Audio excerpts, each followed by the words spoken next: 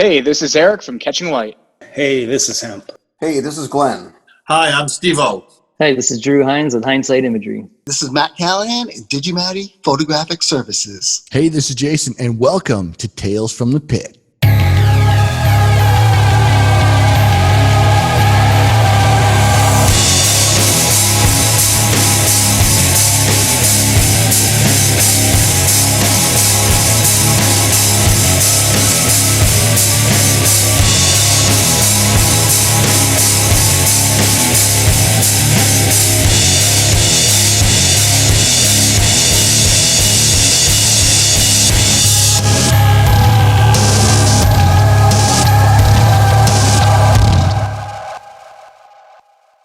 Thanks for tuning in to Tales from the Pit. Tonight we're going to break down some more of our favorite concert photography. Starting us off tonight, we're going to have Hemp, who's going to show us a picture of Diamante once he's finished his dinner tonight. What I got in that plate tonight for us, buddy? Yeah, Steve, I'm eating quiche. And yes, real men do eat quiche. Sorry. The photo I've got up there is, that was the Breaking Benjamin concert. Diamante was warming up for him. She put on an awesome show, between the smoke, the lights, and we were right up on the barrier. So it was perfect shooting. I probably got about 500 shots of her and her band. A lot of smoke, a lot of flashing and lights, and so it made it a little bit of a challenge, but awesome show. I mean, I would definitely shoot her again. She's all over the place, likes to get into the camera, not shy, so it was fun. That is so cool looking. I love the way the smoke and the hair come together with the lighting, the shades of blue and everything. That is so cool. What was your lens? That was the the 24-70. I was shooting an f6, and I even that one I put on auto ISO just to go for. I think it was 800. Ended up when I processed it, but this one, the only thing I really did to it was just bring out the smoke a little more. The rest of it, the lighting was great. It was kind of an early show too. There was, I think, 6 bands: Chevelle, 3 Days Grace, Dorothy, Breaking Benjamin, Diamante. So 5 of them. So there was some afternoon light in there actually. So it was pretty good. How much time did you spend on that in post? Maybe 5 minutes. Yeah, that's a nice shot, buddy. Yeah. Yeah, I don't compliment you much, Hemp, but that's a good shot. And I don't expect it much out of you, Glenn. That's really cool. No, that's really awesome. That's a great shot. Did you do any cropping on this? Just a little bit. Yeah. Yeah. So Diamante, so the first time I heard of her was she did a duet with what's the band? Bad Wolves. They have a song together. It's really, I think I'm assuming the first hit she was part of, but it's a killer song, and she's just now blowing up. So she's like sort of brand new right now. Yeah, I've been following her on Instagram and stuff too, and she's all over the place, and her music, I really like it. I mean, really good heavy rock. Yeah. Yeah, it's really cool. Next up will be Glenn, who's not eating. He's going to talk about this photo of who, Glenn? Brantley Gilbert. There you go. Yeah, this show here was one of my favorites. He's a great artist, great country artist, as most people will know. What really grabbed me on this one was his microphone and the brass knuckles. And if you look really close, and I just noticed this just recently, his earplug has the same logo of his microphone. It's really cool. And what I did with this photograph was I turned it to black and white, and I gave it a little hint of blue. Just brought out the blues in it because I think it was overexposed when I took it. I believe I used the 7200 from the pit. And he was really grabbing the crowd. This guy really gets people going, and it was a great concert. Always is. I've seen him a couple of times now, I believe. So, yeah, that's one of my favorite. He was just loving life up there. Was this 2019? That was 2019, correct. Yeah. Yeah, that's really cool. I didn't notice that until you mentioned it about the his in-ears and his microphone having the same Right. brass knuckle things. That's pretty funny. Yeah, I like how you I like how you desaturated and just kind of sort of bleached blue it. That looks like a really cool look to it. It almost has this sort of, it looks like his arm has like sort of, I can't tell if it's a little bit of movement or something like, so it almost has this sort of ghostly look to it that looks really cool when you add that sort of blue bleachness to it. Yeah, thanks, Jason. I was lucky to get him in focus too, because I was really looking at the mic. I was impressed with the mic, and it just so happened to be all in focus, which was awesome. And what did you say you shot it with? I'm thinking it was my 70-200. Yeah. Yeah, I definitely like the angle of that. I mean, you didn't get the mic for once is not blocking his face. Correct. Those are hard shots to get half the time. So unless they have the stage sticking out into the crowd. But yeah, nice shot. Yeah, I liked his energy. He's put on a great show. Always does.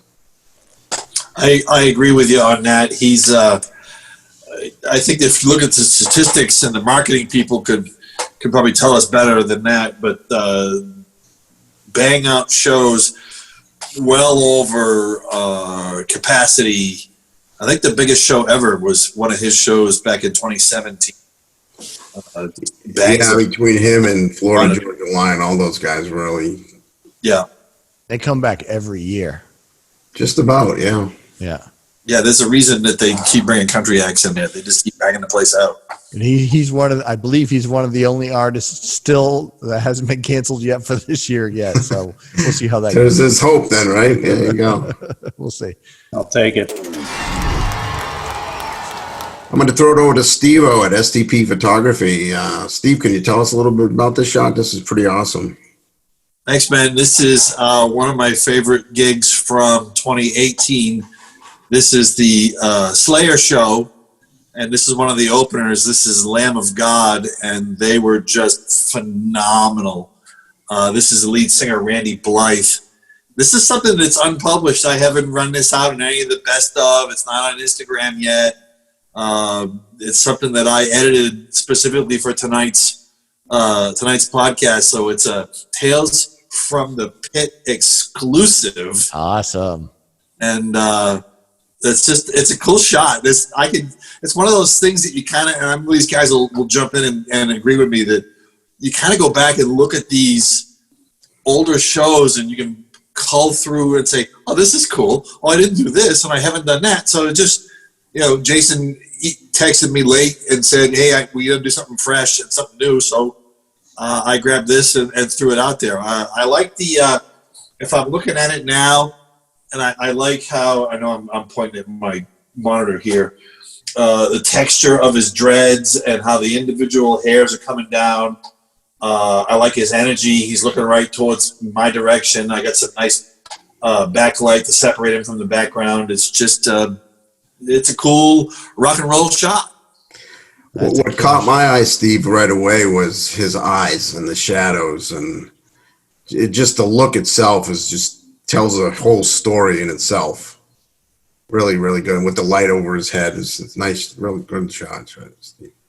Yeah, Thanks, this man. is so cool. And, that is, sadly for me, that was a bucket list show that I think Slayer's all done for touring. So this is an excellent, you've done it all, so it's really cool. But this is one of those shows that you will not have an opportunity to do again. So it's really cool. You got this killer shot from a killer show. Were you in the barricade for this? Yeah, we had barricade right down front. This I shot with my 100-400. I'll geek out a little bit here. I'll pull it up for you. Yeah. That's 1/200th of a second at f4.5. Pull all the way back out to 100 millimeter at 1250 ISO, which is kind of where I start when the night begins. And it's a dark. Inside the dark with the light and all that stuff, but it's nighttime now, so I'll crank the ISO up a little bit. I don't like to go much more than that. It kind of get a little noisy. Obviously, we can clean it up, but the less work I have to do post, the happier I am. Yeah, you're definitely right on the edge of that ISO setting there. But yeah, this is perfect. This is so cool. And I think you and I were talking earlier about this could have been a black and white one as well. This would be an awesome black and white photo. I mean, I really like the way this one is. The way this is right now, this is perfect. But this would also make a nice, cool black and white as well. But I would probably prefer it the way it is right now. This is if we decide to get around to sending images to each other and letting other guys edit them, I'll let you play with this one. You can get in there the way you want. I want to see what you do with it. Yeah, I know that you look spectacles, and this would certainly be right in your wheelhouse. Yeah, that would be awesome. Yeah, that'd be totally cool. Yeah, this is such a cool show. Such a great show. Such a cool band. It's such a great shot. So yeah, this is awesome and exclusive for our Tales from the Pit. So that's awesome. Exclusive. Yeah, Tales from the Pit. That's going to be on Instagram tomorrow. I can see it now. I swear to God. Now, Hey, Steve. It'll be on Instagram when we broadcast this show. I just love the blue and the way the shadowing is. It's just perfect. Yeah, the lighting on the dreadlocks came out perfect. I like that. Oh.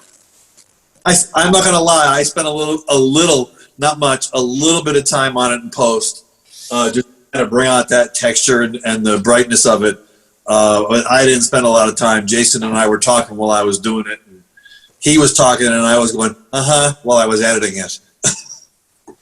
It looks We great. didn't go a lot of time to edit those when we were trying to rush those out. So you got to be. And then, the night of thing brought that we'll get into with the other guys. Nights of the show, it's tough you don't have all your comforts of home in your office where you're, quick turnovers too. They want to get these things up on Facebook and whatnot. So yeah. All right, I'm going to kick it over to my buddy Jason, who's got a killer shot from In This Moment and his homegirl, Maria. Thank you very much. Yeah, this is Maria Brink from In This Moment. And this was from the Halloween show they did with, and this was last year, 2019. They did with Little Miss Nasty, DED, or Dead. Who else was on that show? There was a couple other artists. Motionless in White, New Year's Day. I think that was all of the bands, I think. Anyway, so this was from the Portland, Maine State Theater show. So this is Maria, and I did a lot of post-processing with this shot. So originally this was something that this did not make my early cut of photos. So after we do a show, we usually share a bunch of photos for either the venue or ourselves or whatever. And this didn't make the original cut because this was a very dark image, and it was all blue. The whole thing was blue. So it really didn't make the cut. And then later on, as I was going through my, archive of stuff, and I was looking at the image, I was like, I really, really like the closeness, and I really like the expression and sort of the hair and stuff like that. And I wonder if I could sort of tweak stuff. So I kind of went in and started playing around. So I kind of went in and I don't know if you can tell, I sort of tweaked the eyes a little bit so they sort of pop out a little bit more. The mark on her forehead, I actually highlighted a little bit more. So that's, is more pronounced in the photo.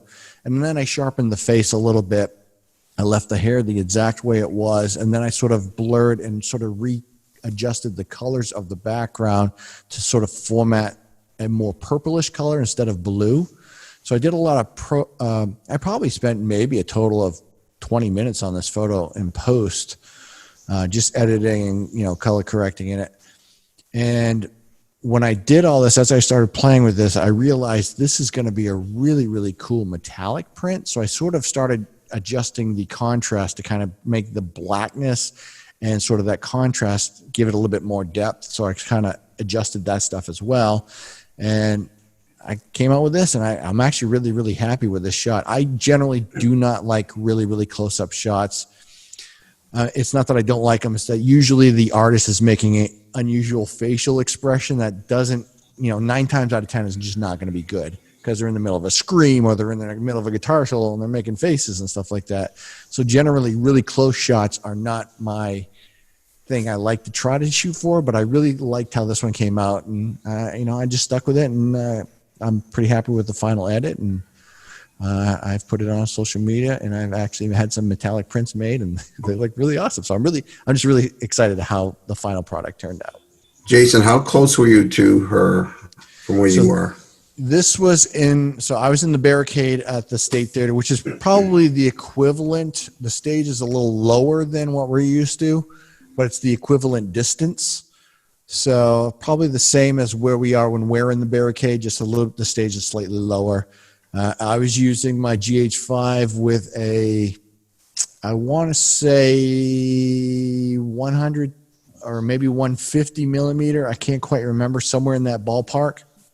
At a 2.8, and I want to say shutter speed is probably right around 200. And again, I'm right on the edge of the ISO, so I'm starting to get into the noise. So my ISO, I try to stay around 800, but I may have been a little bit higher than that. But 800 is usually my starting point, and then I adjust as needed. So I'm somewhere in that ballpark. Is that mirrorless? Correct. That is, yeah. That's the mirrorless, Okay. and the GH5 is actually a micro Four Thirds, so it's a cropped sensor. So the thing about when we use our full frame, such as the Canon 5D and the Sony A7, stuff like that, and the Nikons, those are full frame. So you're getting a much wider shot. So when you use a micro Four Thirds, it's kind of cropped down like a third of what you would normally see in a full frame camera. So my zoom lens gives a lot more zoom with a smaller crop, basically. One last technical question, and I'll give it over Yeah. to these guys. Do you find, now you've shot DSLR, correct, as well as Yeah, mirrorless, I do both, right? yep. Do you notice a difference between the ISOs being different?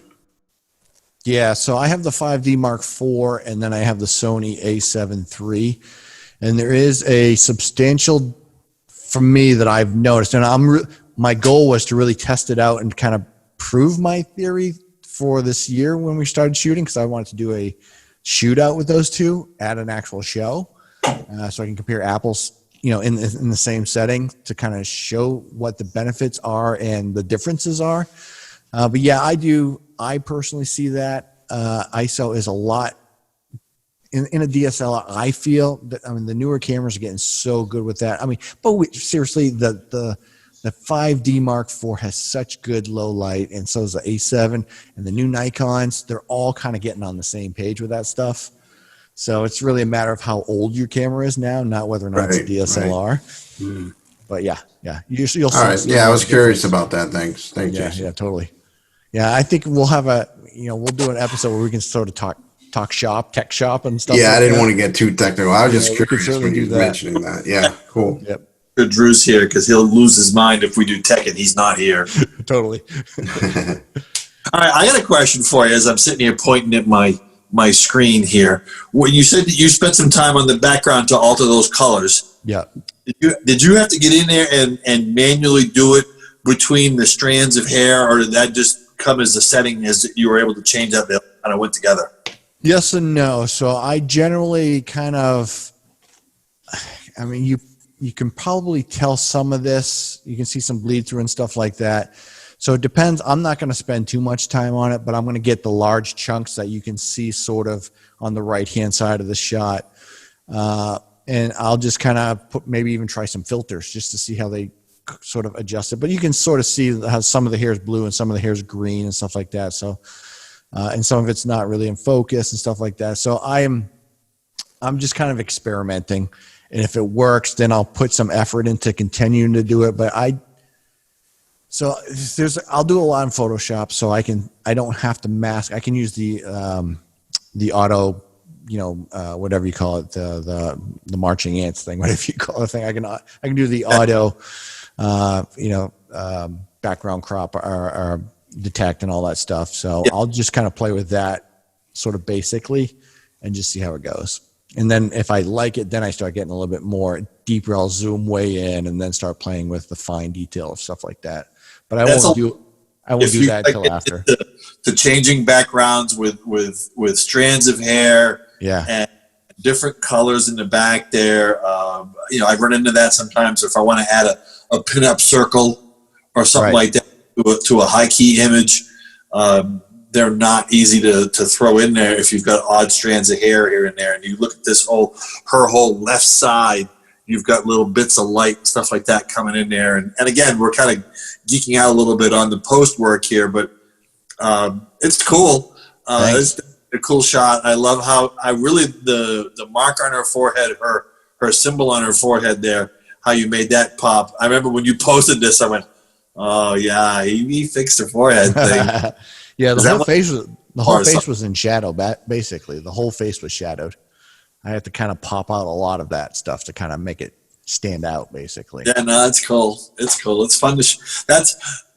We've talked about it before. Matter of fact, when I had the chance to shoot with you at Meadowbrook and back in the Hampshire Pavilion when we did the In This Moment show, I had no idea what to expect, and you kind of let it rip. That okay, here we go. Yeah. This is happen and this is how this is going to work, and I remember just being absolutely blown away, and it was totally fun. When you think of rock spectacle, oh my god, theatrical, then they take it over the top. There's so much to do. It's so easy to get great photos from them because they just put on, they know exactly what they're doing, they know exactly what they'll put out there. So yeah, it's really easy. It's kind of shooting fish in a barrel for awesome photos. You showed me a lot of those pictures, and it's like, that must have been a wild show. She seemed like she was just, like you said, theatrical, the whole thing. Those are the best ones to shoot. Oh. Yeah, I was thinking the same thing. I don't do a whole lot of those shows, but I'm thinking to myself, I don't know, man. I should be, because you guys are getting some pretty intense shots from these hard rock shows. Yeah. Country's country, you know. We like the big shows because of its, the atmosphere around it with all the kids there and the party atmosphere and the tailgating and all that stuff. But if you just want to shoot rock and roll photography, these big rock spectacles like this are where it's at. When they bring in this big show like that, you kind of go, oh yeah, this is way better than shooting, a band. Yeah, totally. It just it just gives you that rush. You're like, oh my god, these guys. I can't wait for the next one, Not that any of the other shows, all of the shows are awesome and so much fun. Right. They all have their own place. Visual spectacle of the show. It just really amps up everything. All right. Thanks for watching tonight's episode of Tales from the Pit. Get stuff you want to talk about, questions or anything like that, email us at NHCONCERTPHOTOGS@gmail.com. Make sure you follow all of us on Instagram, all the other social medias. We'll see you next week. Have a good one.